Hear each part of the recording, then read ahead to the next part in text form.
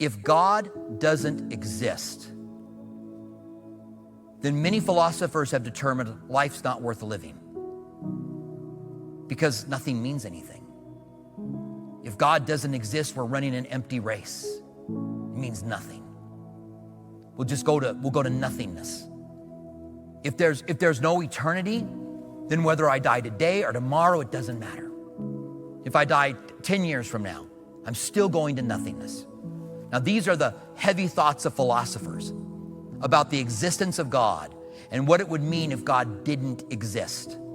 And some atheists, and even the neo-atheists like Richard Dawkins, have been very honest about it, saying God doesn't exist and morality is a construct we have made ourselves and morality doesn't really exist. He's been honest about it. But if I'm going to nothing, then what I do, what does it matter?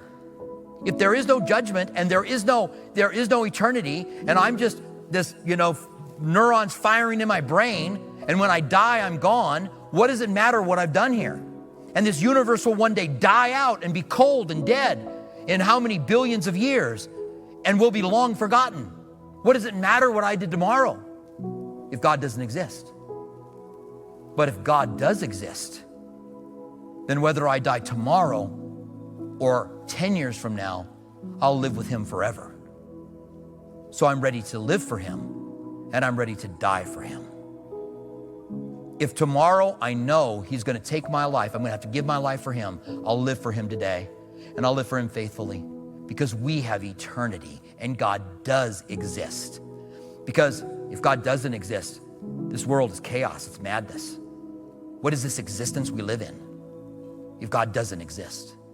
But God does exist, and we'll die for him, and we should, laying down our lives and no longer living for ourselves, but living for him. Paul said, I have been crucified with Christ.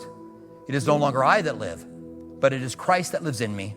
And the life that I now live in the flesh, I live by faith in the Son of God. I'm going to close with Romans 14:8. For if we live to the Lord. And if we die to the Lord. Therefore, whether we live or die, we are the Lord's.